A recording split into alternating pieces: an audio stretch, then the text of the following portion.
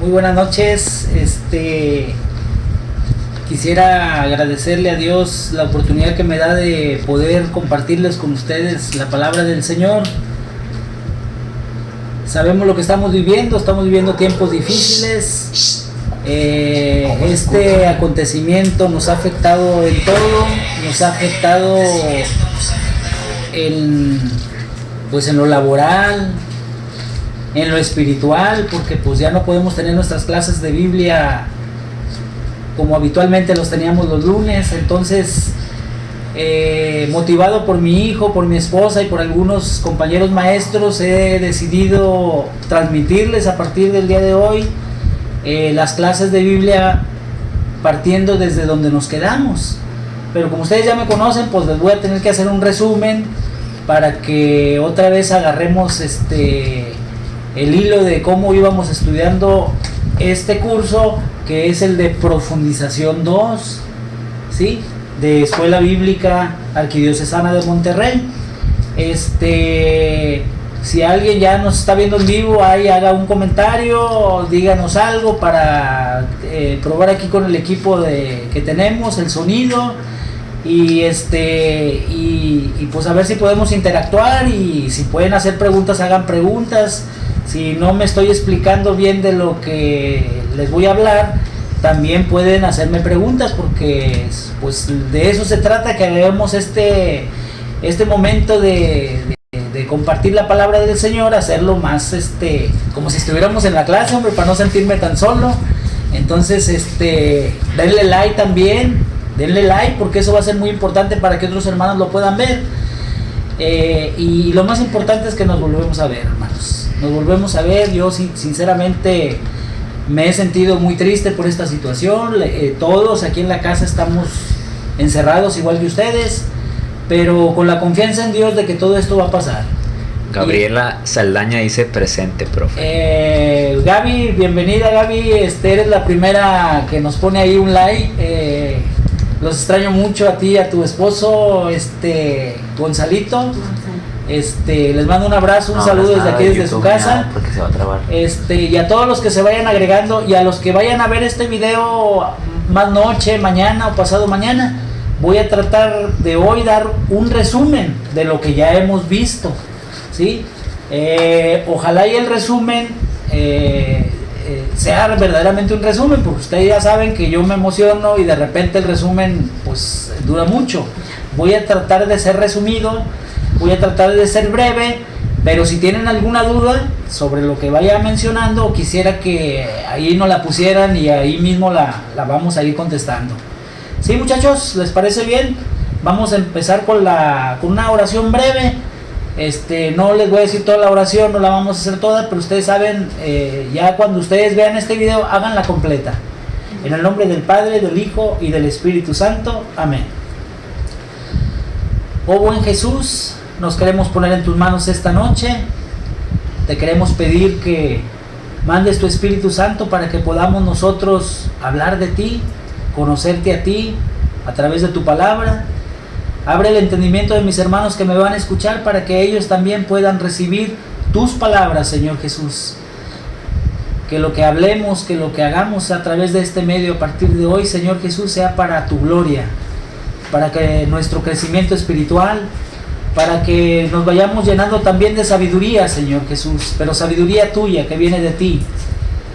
Te pedimos, Señor Jesús, por las necesidades en este momento del mundo, Señor, en especial de nuestra patria, de nuestra tierra, de nuestro Escobedo, para que tú, Señor Jesús, nos protejas con tu sangre preciosa a todos, a cada uno de nosotros, a nuestros hijos, a todas nuestras familias, en nuestros trabajos, Señor Jesús, que no dejemos de poder trabajar, Señor Jesús, porque tú sabes que dependemos de ese trabajo. Claro que también confiamos en tu infinita misericordia, Señor Jesús, y sabemos que tú nunca nos vas a dejar sin nada. Nos ponemos en tus manos esta noche, Señor Jesús, también con la intercesión de tu Madre Santa María, para que ella también nos asista en estas necesidades que tenemos, e interceda por nosotros y por nuestras familias. En el nombre del Padre, del Hijo y del Espíritu Santo. Amén. Bien, muchachos, pues me siento nervioso porque pues es la primera vez que voy a hacer esto. y más nervioso porque sé que de aquel lado del teléfono está alguien de ustedes que lo esté escuchando. Bien, que no se nos olvide que Profundización 2, este curso que iniciamos en septiembre del año pasado, ¿sí?, es la continuación del Antiguo Testamento, ¿sí? Nosotros estudiamos el año pasado, en el curso pasado, Profundización 1, que nos abarcó todo el Antiguo Testamento. Y el Antiguo Testamento, ¿sí?, estudiamos que fue la preparación para la venida de Jesús, que es la preparación para la venida del Mesías, ¿sí? ¿Cómo se dieron todos estos acontecimientos? Vamos a recordarlos brevemente. Que no se les olvide que primero Dios llamó a un pueblo, ¿sí?, escogió a ciertos personajes bíblicos, Abraham, Isaac, Jacob, ¿sí? Y de Jacob se va a cumplir la promesa que Dios le dio a Abraham, ¿sí? La promesa que Dios le dio a Abraham, todos la sabemos, ¿sí? Todos la sabemos. Acuérdense que le prometió tierra, descendencia y bendición. Y nos vamos a enfocar en la promesa de la tierra, ¿sí? La tierra prometida que Dios le va a prometer a Abraham se va a llamar, ¿sí?, porque esa tierra prometida ya estaba habitada. No era una tierra nueva, aunque es nueva para ellos, era una tierra que ya le pertenecía a un pueblo, y ese pueblo se llamaba Canaán. ¿Sí se acuerdan? Entonces, la promesa se va a cumplir con Jacob, y Jacob va a tener 12 hijos. Esos 12 hijos van a habitar la tierra de Canaán. Pero para poder llegar a la tierra prometida, hay que pasar por un tiempo por Egipto. Todos recordamos que estos descendientes de Jacob van a llegar a Egipto a través de José el Soñador, quien va a ser el primer libertador de este pueblo. ¿Por qué? Porque los va a salvar del hambre. ¿Se acuerdan? Todo lo que hizo José el Soñador lo salvó de la hambre, ¿sí? Y por consiguiente este pueblo llega a Egipto, ¿sí?, y va a permanecer en Egipto por aproximadamente 400 años, ¿sí? Este es el pueblo que elige Dios a través de los hijos de Jacob, que son 12, acuérdense. Esos 12 hijos van a ser los que van a habitar la tierra prometida de Canaán, ¿sí? Pero para eso van a tener que pasar 400 años en Egipto. Al salir de Egipto, después de que Dios elige a otro libertador que se va a llamar Moisés, sale este pueblo de Egipto con grandes hazañas de Dios a través de Moisés, con grandes acontecimientos, y salen al desierto. Pero en el desierto van a permanecer otros 40 años. ¿Por qué permanecen 40 años ahí? Todos nos preguntábamos, ¿se acuerdan? A ver si alguien me lo puede contestar. ¿Por qué permanecieron 40 años en el desierto? Si según algunos estudios de aquel tiempo, en cuanto a la geografía y la distancia que había entre Egipto y la tierra prometida, pues no estaba más que a unas 3 o máximo un mes caminando. Pero ellos hicieron 40 años. ¿Alguien ya puso la respuesta por ahí? ¿Nadie ha podido contestar? Para purificarse. Ah, muy bien, para purificarse. ¿Quién lo puso? Oscar Valderas. Oscar, estás en la jugada, Oscarito. Otra causa también, aparte de que el desierto significaba la purificación de este pueblo y la formación, otra de las causas que no se les olvide fue porque este pueblo era muy cabezón, era de cabeza dura. Y luego saliendo de Egipto, ¿se acuerdan lo que hicieron cuando Moisés andaba en el monte Oreb o en el monte Sinaí? ¿Se acuerdan qué hicieron? A ver, ¿quién puso la primera respuesta? Participen, por favor, participen. Hicieron un becerro de oro, ¿se acuerdan? Y Dios se enojó con el pueblo y dijo a Moisés en el Éxodo, en el libro del Éxodo se nos narra: este pueblo es de cabeza dura. ¿Sabes qué, Moisés? Mejor lo voy a destruir y voy a empezar un pueblo nuevo contigo. ¿Y cuál fue la respuesta de Moisés? No, Señor, ¿cómo? ¿Cómo lo vas a sacar de lo vas a destruir. Si tú lo sacaste de Egipto para hacerlo tu pueblo y ahora lo quieres destruir, ¿qué van a decir los egipcios?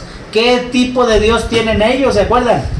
Y Moisés intercedió por ese pueblo y no fue destruido. ¿Se acuerdan?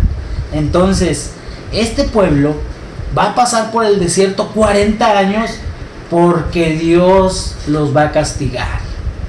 Sí, es como una llamada de atención. Sabemos que nuestro Dios no castiga, pero en este caso sí les dio una santa tunda a los israelitas, porque fueron castigados toda esa generación que se portó mal 40 años. Y eso viene en la Biblia. Y dicen que después de que esa generación perversa terminó, ya el pueblo pudo entrar a la tierra prometida. Lógicamente, ustedes recuerdan que Moisés tampoco pudo entrar a la tierra prometida, ¿sí? Durante estos 40 años este pueblo recibió las tablas de la ley, los 10 mandamientos, el decálogo, ¿sí? Recibió muchas instrucciones, mucha formación, y se dio cuenta de que el Dios en el que creían era un Dios de fuerza y de poder. Era un Dios que cumplía sus promesas. Por eso ellos en el desierto, acuérdense, hicieron una alianza. Esta alianza va a perdurar por siempre. Hasta hoy todavía los judíos respetan esa alianza. Yo seré tu Dios y tú serás mi pueblo. Y se juraron fidelidad. Que no se les acuerde que el sello de la alianza van a ser los 10 mandamientos. Y es así como Dios empieza a formar este pueblo. Y este pueblo va a llegar no por Moisés a la tierra prometida. Acuérdense que llega de la mano de quién. ¿Alguien se acuerda de la mano de quién llegan a la tierra prometida? Los israelitas, de esos que están participando activamente en el chat. ¿Quién le puso yo? No, yo no. ¿Quién le puso Josué? Josué. Eso. ¿Quién fue? Oscar Valderas. Ay, Oscarito, estás bien activo, qué bárbaro. Sí, así fue. Fue Josué el que va a introducir a este pueblo a la tierra prometida. Y va a ser Josué al que Dios le va a decir: tú me vas a repartir la tierra. ¿Sí? Acuérdense que Josué, a través de acontecimientos magníficos y la acción de Dios, van a tomar la tierra prometida. Porque ¿qué les dije? Canaán no es una tierra solitaria y sola, sino es una tierra habitada por cananeos, por saduceos, saduceos no, por filisteos, por amorreos. Había una infinidad de pueblos en la tierra prometida, que esa tierra no fue fácil obtenerla. Es como nosotros, ¿se acuerdan que yo les decía siempre? Para que tú te ganes la tierra prometida, o el cielo que es para nosotros hoy la tierra prometida, ¿qué necesitamos? Muchos sacrificios, mucho esfuerzo, pasar por dolores, por sufrimientos, porque sabemos que en la tierra prometida vamos a gozar de paz, de salud, de alegría, no vamos a tener carencias como hoy. Entonces, para que los israelitas, este pueblo que Dios eligió, lleguen a la tierra prometida, van a tener muchas conquistas, muchas guerras. ¿Contra quiénes? Principalmente contra los filisteos y los cananeos, que eran los habitantes principales de esta tierra. ¿Sí? Y de ahí seguimos con esta historia de antes de Jesús, de antes de entrar de lleno al Nuevo Testamento. Y nos vamos a encontrar que después de Josué van a venir los jueces, ¿sí? Si ustedes se acuerdan, hubo jueces importantes como Sansón, como Débora, ¿sí? Hay varias, hasta mujeres juezas, ¿sí? En total tuvimos alrededor de 14 o 15 jueces, porque no quiere decir que cada tribu tenía un juez, sino moría un juez y ponían otro juez. Por eso nos vamos a encontrar varios jueces, pero cada tribu va a poner un juez. Y de esos jueces van a sobresalir algunos. Después, este pueblo de Israel, que Dios sigue guiando hacia su plan definitivo, va a pedir reyes. ¿Por qué pidió reyes? ¿Se acuerdan? Ellos van a querer reyes porque ellos veían que todos los pueblos tenían un rey. Ellos querían reyes porque ellos querían también tener a quién los guiaba, a quién los cuidaba, a quién los protegiera. Y fue cuando Dios elige, le dice al profeta Samuel, ¿se acuerdan?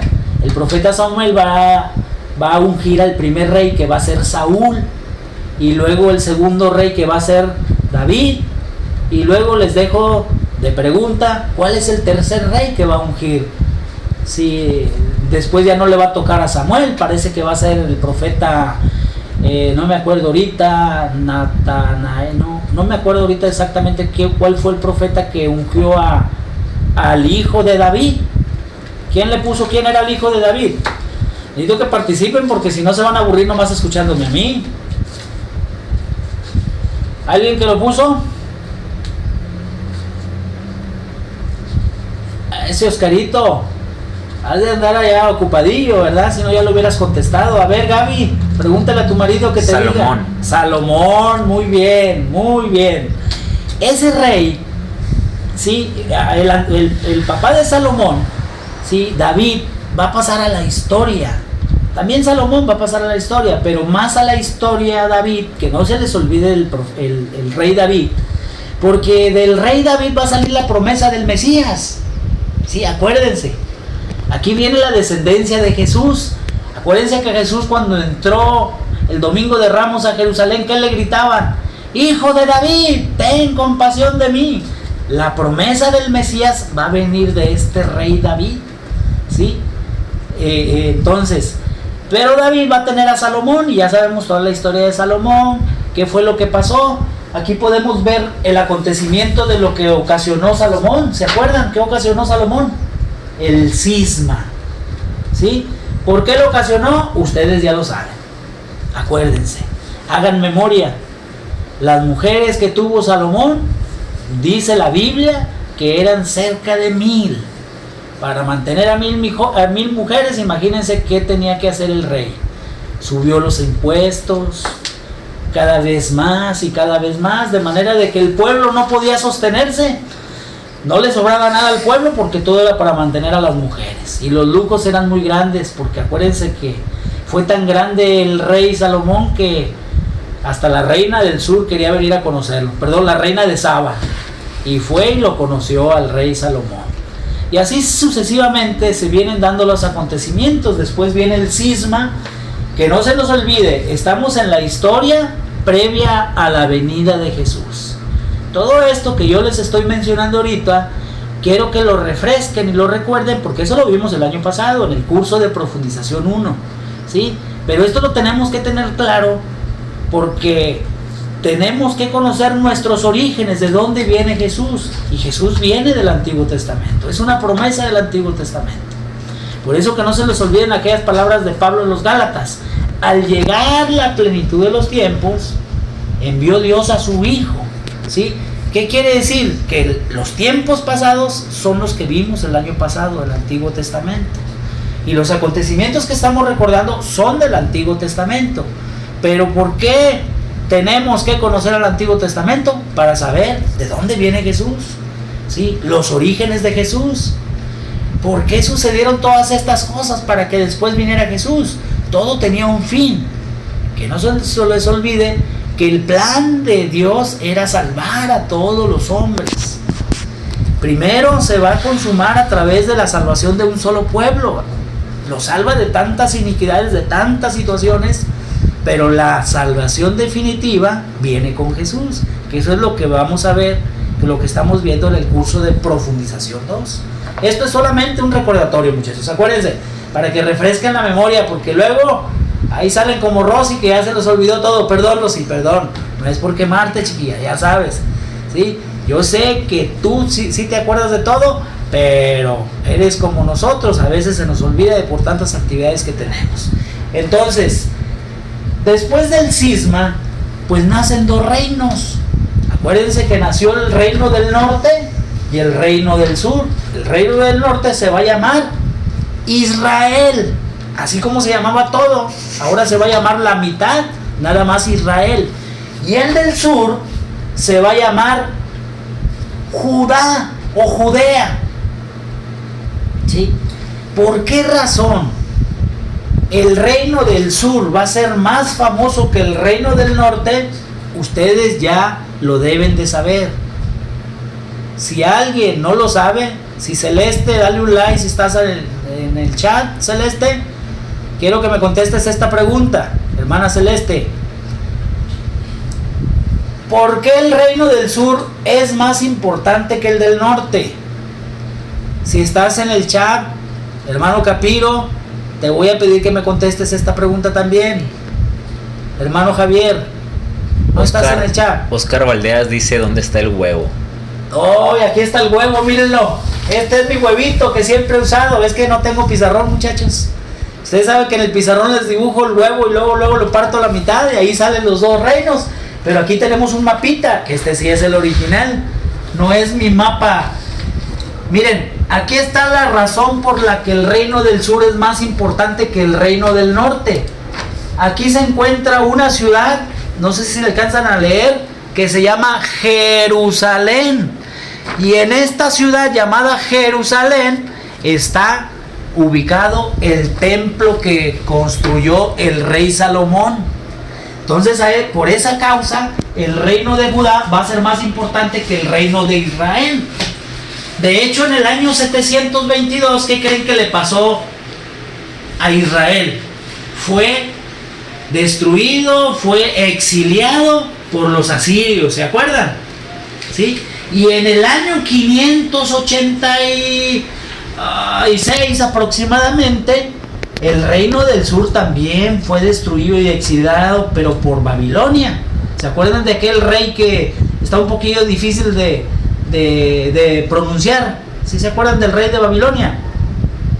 A ver si alguien se acuerda y me lo apunta ahí en el chat. ¿Cómo se llamaba ese rey tan famoso de Babilonia que vino y destruyó el templo salomónico? El templo más majestuoso que se había construido. Empieza con N. Nabucodonosor. Ah, güey, ¿quién lo puso? Oscar Valderas. Ay, Oscarito, te está sacando. Ya quieres quedar exento para el próximo examen, ¿verdad? Miren, aquí tengo su examen, lo estaba repasando. Aquí tengo su examen que presentaron apenas en enero, perdón. Bien, Oscar, pues el rey Nabucodonosor, hermanos, fue el que destruyó el reino del sur.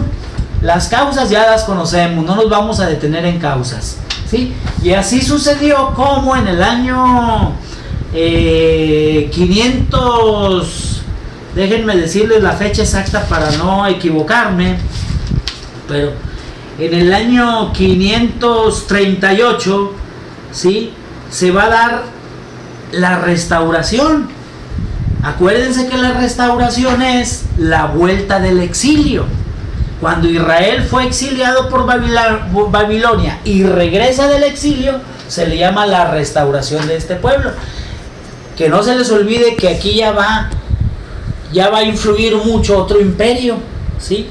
Si los asirios fueron los que dispersaron o exiliaron a los del norte, los babilónicos exilian en el 586 a los del sur, pero viene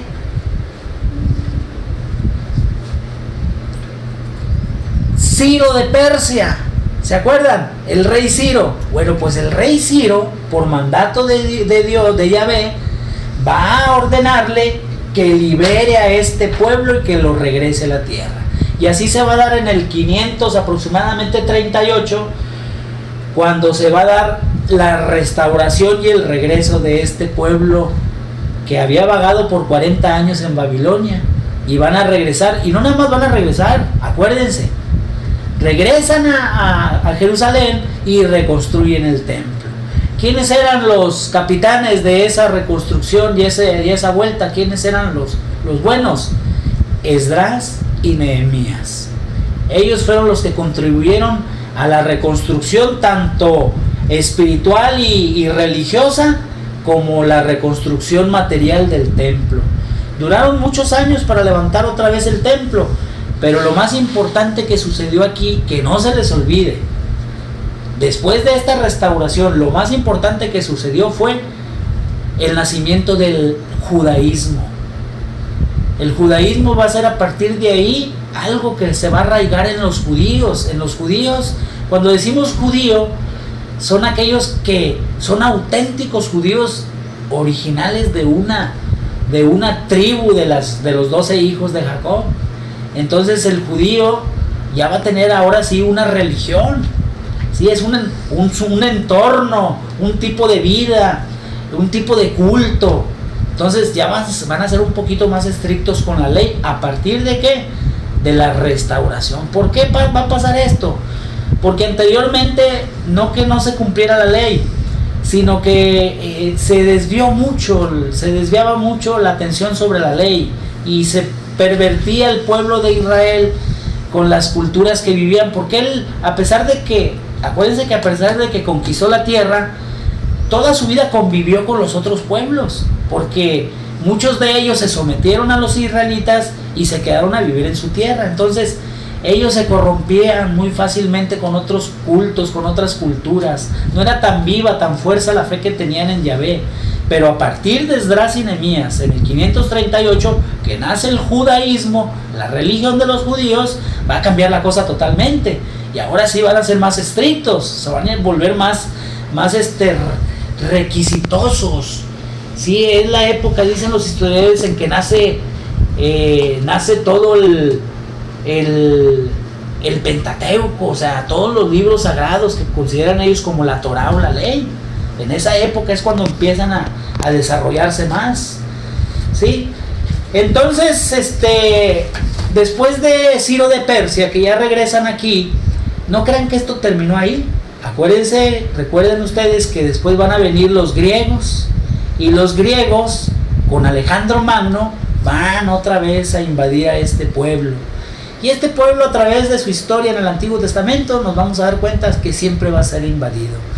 Porque aproximadamente en el año, déjenme checar en el año 332, que es la toma de Alejandro Magno en Jerusalén, ¿sí? Van a seguir gobernando ahora los griegos, pero Alejandro Magno, ¿se acuerdan que murió muy rápido? Entonces dejó a sus generales como encargados, y un general descendiente de los Ptolomeos van a ser los encargados de gobernar en Israel.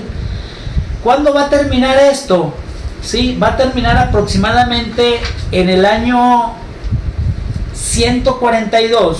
Este dominio de los Ptolomeos y de Epífanes y de todos estos descendientes de los macedonios, de Alejandro Magno, ¿sí? Va a terminar en el año 142, cuando explota.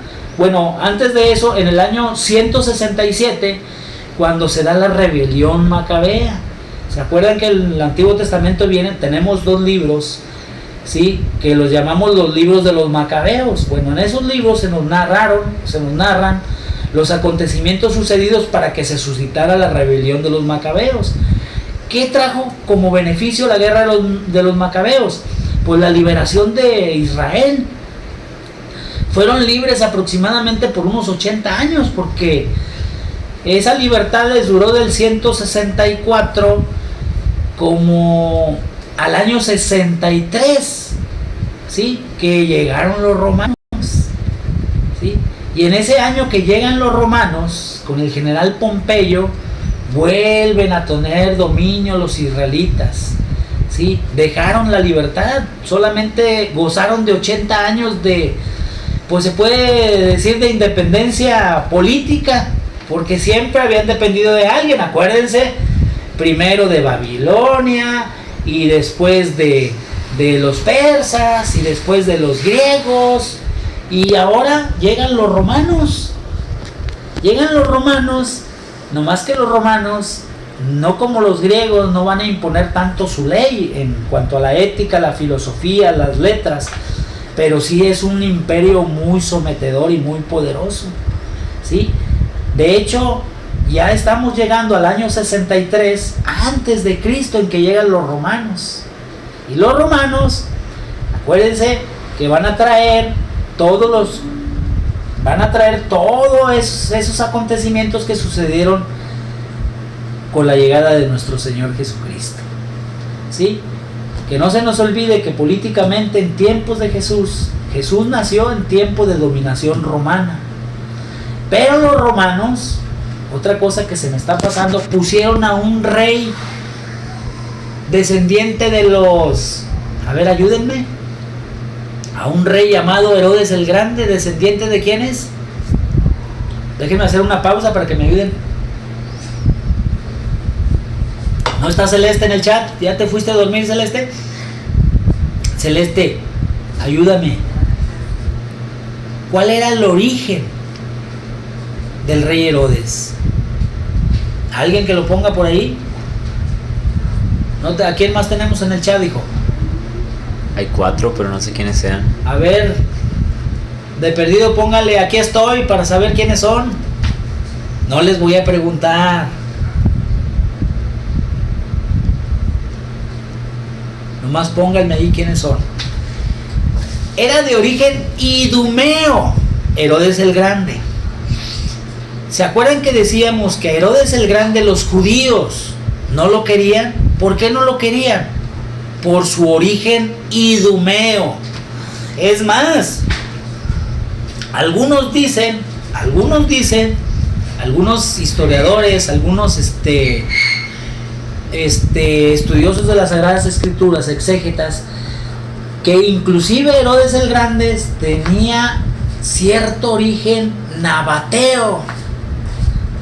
Y ahí tendremos que detenernos para... Ya les platiqué quiénes eran los nabateos, ¿sí? Les platiqué quiénes eran los nabateos y... Renata dice aquí. Ah, Renatita, eras tú, muy bien, bienvenida al chat, ¿sí? Y los nabateos eran descendientes de quiénes, de los árabes, son los árabes. Los idumeos también son árabes porque son descendientes de... ¿Se acuerdan del hermano que tuvo, el otro hijo que tuvo Abraham? Abraham tuvo 2 hijos, que fue Isaac y... ¿cuál fue el otro hijo? Ismael. Ismael es... De Ismael son descendientes todos los árabes, y los nabateos y los idumeos. Oscar Valderas dijo Esaú. Esaú, no, acuérdate que Esaú, Oscarito, es el hermano de Jacob, ¿sí? Pero yo me remonté hasta los hijos de Abraham. Abraham tuvo un hijo primero con una esclava llamada Agar, ¿sí? Y ese fue Ismael, que de ahí vienen los ismaelitas, que son los árabes. Y efectivamente también Esaú, ¿sí? Esaú, que fue el hermano de Jacob, ¿sí? También los idumeos son descendientes de Esaú. Tiene razón, también de él son descendientes, porque se les dieron tierras cercanas por ahí a sus familias y a sus hijos. Entonces era una revoltura de esos 2 hijos, tanto de Ismael como de Esaú, la descendencia de Herodes el Grande. Entonces Herodes el Grande no era muy querido por los israelitas por esa causa, porque se les había impuesto un rey, se les impuso un rey que no era judío. Entonces todos sabemos quién era Herodes el Grande, o sea, ¿por qué llegó a llamarse Herodes el Grande? Por sus grandes construcciones, por sus grandes contribuciones para el imperio, porque Herodes el Grande realmente trabajaba para Roma, no para el bien de los judíos, trabajaba para el bien de los romanos. Era un subordinado de los romanos, Herodes el Grande. Y en ese tiempo de Herodes el Grande le va a tocar vivir y nacer a Jesús, ¿sí? Acuérdense que uno de los acontecimientos que recordamos todos cuando nace Jesús es que los magos de Oriente, venidos de Oriente, van a pasar por Herodes y le van a preguntar, porque según esos magos creían que Herodes conocía las escrituras, pero Herodes consultó a otras personas que sí las conocían para saber dónde iban a ser el Mesías. Y a causa de eso, que se enteró que iban a ser el Mesías, pues fue cuando Herodes manda matar a todos los niños inocentes, que hoy celebramos, acuérdense, el 28 de diciembre, los santos niños inocentes, que fueron los que mandó matar a Herodes. Hoy todavía los seguimos recordando. ¿Por qué los mandó matar? Porque él quería acabar con el Mesías. Porque él dijo, ¿cómo va a haber otro rey? ¿Cómo que el rey de los judíos? Si yo soy el rey de los judíos. Él no quería competencia. Él por eso mandó matar a Jesús. Y de ahí que Jesús va a dar, nace en Belén de Judá, que no se nos olvide, porque así decía la profecía. Va a nacer en Belén de Judá, como lo dice el escrito. Nació en Belén de Judá, pero inmediatamente de ahí José y María se van a ir a Egipto, y en Egipto va a vivir durante un tiempo. Dicen que estuvo en Egipto hasta aproximadamente la muerte de Herodes, porque así dice la escritura, ¿sí? Y Herodes el Grande murió en el año 4 antes de Cristo, ¿sí? Y que no nos confundamos nosotros. Acuérdense que estamos en Sagradas Escrituras en profundización. Que no se nos olvide que si Herodes murió en el 4 antes de Cristo, ¿cómo puede ser posible si Jesús nació en el año 0, verdad? Ya sabemos que hubo un error en la numerología, ¿sí? Y Jesús no nació en el año 0, sino nació en el 7 o 6 o 7 antes de Cristo, ¿sí? Entonces quiere decir que 2 o 3 años después de que nació Jesús, murió Herodes el Grande, en el año 4 después de Cristo. O sea, antes de Cristo, pero ya había nacido Cristo. No nos confundamos ahí, acuérdense. Entonces ahí es como nace Jesús. Pero Herodes el Grande tenía muy buena relación con Roma, ¿sí? Acuérdense que tenía muy buena relación con Roma porque era un subordinado de ellos. Y gracias a esa buena relación que tuvo Herodes el Grande, fue que pudo heredarle a sus hijos los 3 reinos, ¿sí? Por eso sus hijos son los tetrarcas, ¿sí? Que es Arquelao, ¿sí? Es Herodes Antipas y Herodes Filipo, ¿sí? Arquelao, que va a recibir Idumea, Judea y Samaria. Óiganlo, Arquelao va a recibir Judea y Samaria. Herodes Antipas va a recibir Galilea y Perea. Y Filipo, Iturria y Traconítida. ¿Sí? ¿Por qué les digo que pongan atención en esto?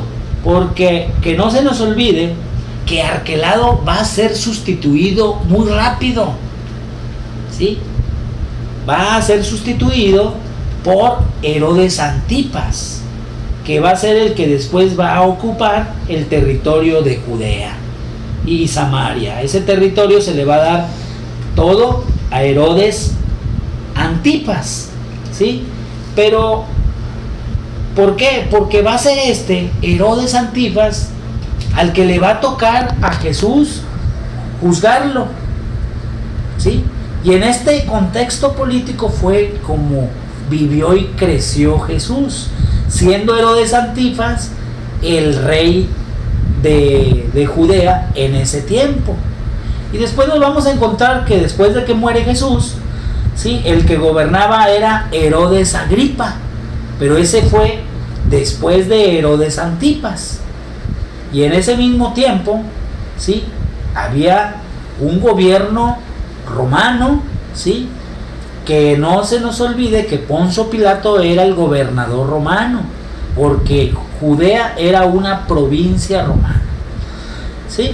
Entonces, hasta aquí ya recordamos todo el entorno político, histórico, en torno a la venida del Mesías, a la venida de Jesús.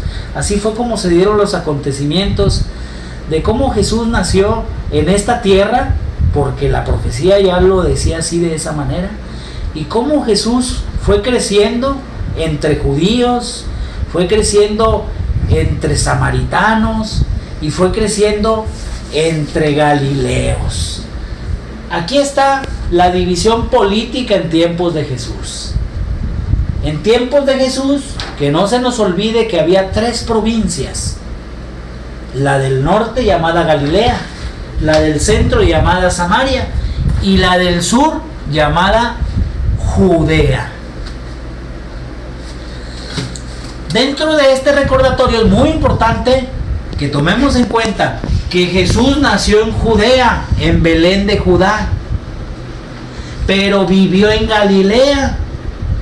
Eso es bien importante, porque ahora que veamos los próximos temas del Evangelio de San Mateo, nos vamos a dar cuenta de situaciones que no podemos entender si no sabemos la geografía bíblica. ¿Sí, muchachos? Entonces pongan mucha atención. Israel en tiempos de Jesús, muchos libros dicen Palestina. Ya lo platicamos, ya lo analizamos y llegamos a la conclusión de que le íbamos a decir Israel o Tierra Santa, porque ni los judíos les gusta que les digan palestinos. ¿Quién se acuerda qué significa palestino de los que están conectados? ¿Qué significa palestino? Acuérdense. La región de los palestinos estaba aquí, miren, por esta parte. Aquí vivían los palestinos o filisteos. Acuérdense que Palestina significa tierra de filisteos. Y realmente los filisteos vivían nada más en una cordillera, en este lado, en esta parte del mapa geográfico de Israel en tiempo, o Tierra Santa en tiempos de Jesús. Por eso ni los judíos quieren que les digan palestinos. Ellos no son palestinos, ¿sí? Ellos son judíos, hoy en la actualidad israelitas, porque no se les olvide que esta tierra hoy en la actualidad se llama Israel, ¿sí? Bien, muchachos, entonces hemos visto hasta aquí cómo nació Jesús, en qué entorno político histórico nació Jesús. En ese mismo entorno político en el que nació, creció y murió Jesús, en ese mismo contexto va a nacer la iglesia. Rogelio Moreno manda un saludo. Bienvenido, mi Roger, al chat. Bienvenido, muy bien. A ver quién más se agregó por ahí. Pónganle like y háblenle a la compañera de al lado que no está ahí para que se conecte de una vez. Porque vamos a acabar la clase, Ya llevamos como 45 minutos. No se crean. No se crean, llevamos poquito, pero ya vamos a acabar. Entonces, en ese contexto histórico, político. Ceci Martínez también dice. Ceci, bienvenida, Normita, bienvenida. Ahorita les mando unas preguntas a los que se acaban de introducir a nuestro chat. Nomás por favor no me manden super chat, no los necesito, no los ocupo, Los super chat déjenlos para otros. Bien, muchachos. Entonces, en este contexto también va a nacer la iglesia. La iglesia nace y se desarrolla después de que Jesús muere. Acuérdense que en Pentecostés, ¿sí? En Pentecostés nosotros celebramos la venida del Espíritu Santo y el nacimiento de la iglesia, ¿sí? En este entorno de gobierno romano, de judíos extremistas, sumos sacerdotes. Acuérdense que en tiempo de Jesús no nada más existía el gobierno romano, el gobierno de Herodes el Grande, también existía el gobierno de los sumos sacerdotes, del Sanedrín. ¿Quiénes integraban el Sanedrín? Los escribas, los maestros de la ley, los saduceos. ¿Sí? ¿Quién más? Ayúdenme, los saduceos. Los fariseos. ¿Sí? Y por supuesto los sacerdotes. El sumo sacerdote era la cabeza del Sanedrín. Y este gobierno era el que realmente gobernaba a los judíos. Y este gobierno era el que realmente mandaba a la hora de decidir a quién matar o a quién no matar, a quién perseguir, a quién prohibirle algo. Entonces, en tiempos en que nace la iglesia y viene la persecución, no nada más viene por los romanos, no nada más viene por Herodes, sino viene también por el Sanedrín. Que no se nos olvide que fue el Sanedrín realmente el que mandó matar a Jesús. Había un sumo sacerdote en tiempos de Jesús que era muy influyente. ¿Cómo se llamaba ese sumo sacerdote? Anás. Ya no era sumo sacerdote, era su yerno, Caifás, el sumo sacerdote. Pero Anás era muy influyente porque acababa de terminar su periodo, ¿sí? Y él era, como decimos ahora nosotros, era un sumo sacerdote emérito. Ya ven que tenemos hoy dos papas. Tenemos al Papa Francisco y tenemos al Papa emérito, ayúdenme, ya se me fue el nombre, el Papa Benedicto XVI, ¿sí? Así en tiempos de Jesús, ese sumo sacerdote Anás era tremendo, ¿sí? Él fue el que realmente hizo que condenaran a muerte a Jesús. ¿Por qué? Porque estaba amenazada su religión, estaba amenazado su gobierno, ¿sí? Sabemos ya todas las causas y las vamos a ir analizando poco a poco, las causas por las que mataron a Jesús, pero las vamos analizando, las vamos a ir analizando evangelio por evangelio, porque cada uno de los 4 evangelistas nos van a narrar de una manera diferente, aunque no diferente, sino desde su punto de vista, lo que fue la pasión del Señor, ¿sí? Entonces vamos a ir analizando también a través de Mateo, Marcos, Lucas y Juan, su perspectiva de la condena a muerte de Jesús. Y Anás tuvo mucha influencia. De manera de que cuando nace la iglesia, pues sabemos muchos que fueron tiempos muy difíciles para la iglesia, ¿sí? Tenemos nosotros como nuestro primer mártir a San Esteban, ¿sí? Él murió, es el primer mártir, no era apóstol de Jesús, pero sí era discípulo muy posiblemente de Jesús y de los apóstoles, ¿sí? Que no se nos olvide que el pueblo de Dios nació en el Antiguo Testamento sobre la base de 12 hijos de Jacob. Bueno, pues el nuevo pueblo de Dios que llamamos iglesia van a ser sobre 12 apóstoles, ¿sí? No más que aquí vamos a tener un problema, ya no son 12, son 11. ¿Se acuerdan? Que uno de los 12 traicionó a Jesús, ¿sí? Lo traicionó y se suicidó a sí mismo. ¿Quién fue ese apóstol que traicionó a Jesús? ¿Se acuerdan? Pónganmelo ahí. Judas, muy bien. ¿Y quién lo va a sustituir? A ver si alguien de los 5 que están en el chat, 6, 7, 8, muy bien, felicidades muchachos, están yendo más que en la clase, hombre, mejor la voy a dar desde la casa a la clase. No se crean, es broma. ¿Quién fue el que sustituyó a Judas? Porque la promesa del pueblo de Dios del Antiguo Testamento, ya sabemos que no fueron 12 tampoco, ¿verdad? O sea, sí fueron 12, pero no van a ser los 12 hijos de Jacob. Mayela Guadalupe saluda. Mayelita, muy bien, bienvenida Mayelita. Gracias, hija, por estar en el chat. Muy bien. ¿Quién fue el que va a sustituir a Judas Iscariote? Matías. ¿Sí? A ver, alguien lo está poniendo ya. Ya se lo dije. Matías, dijeron. Muy bien, a los que dijeron Matías. La promesa del nuevo pueblo de Dios, que va a ser la iglesia, y que inician los apóstoles, ¿sí? Va a ser precisamente, ¿sí? La base, 12 apóstoles, ¿sí? Tiene que ser igual que en el Antiguo Testamento, muchachos, ¿sí? Acuérdense que en el Antiguo Testamento una tribu no recibió tierra, es más, 2 tribus no van a recibir tierra, 2 hombres, hijos de Jacob.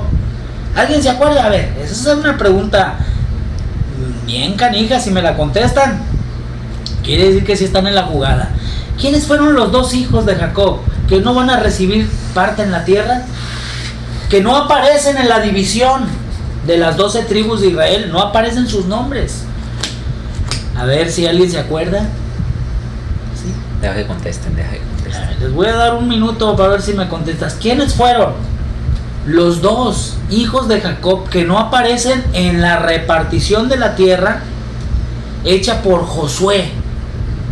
Yo sé que ya lo saben. No sé y Levo. ¿Quién? No sé y Levo. Leví y José. Muy bien contestado, muy bien contestado. Ellos 2 no van a recibir tierra. Una de las causas por las que no van a aparecer en la repartición de las 12 tribus es porque Leví o la tribu de Leví se va a encargar de todo lo relacionado al culto. Entonces ellos van a vivir de las ofrendas, de los diezmos, de todas las primicias, todo van a vivir los de la tribu de Leví, y van a vivir en carpas especiales, porque se van a dedicar al culto de Dios. Y el otro es José el soñador, tampoco aparece en la repartición, pero ¿qué creen? Aparecen sus dos hijos. ¿Quiénes son los dos hijos de José que aparecen en la repartición de la tierra? Acuérdense. A ver, hagan memoria.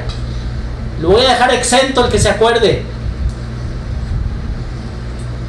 En el examen virtual que vamos a tener debido a la pandemia. A ver, ¿quién se acuerda? Manasés. Manasés, muy bien. Manasés es uno. ¿Quién es el otro? Nos falta uno, llevamos a Manasés. ¿Y el otro? Están al centro. Recibieron la mejor tierra. Efraín, muy bien. Renata. Esa Renatita, siempre contestando tú todo, Renata, qué bárbara. Te felicito, Renatita. Muy bien, muchachos, pónganse truchas, ¿eh? Es bien importante que recordemos todo esto. La base en la que se funda el pueblo de Israel son 12 tribus. La base en la que se va a fundar el nuevo pueblo de Dios en el Nuevo Testamento van a ser 12 apóstoles. Por eso no podían continuar los apóstoles con 11. Tenían que ser 12 para que la iglesia, el nuevo pueblo de Dios fuera similar al del Antiguo Testamento. Iniciara con los mismos hombres, con 12 hombres.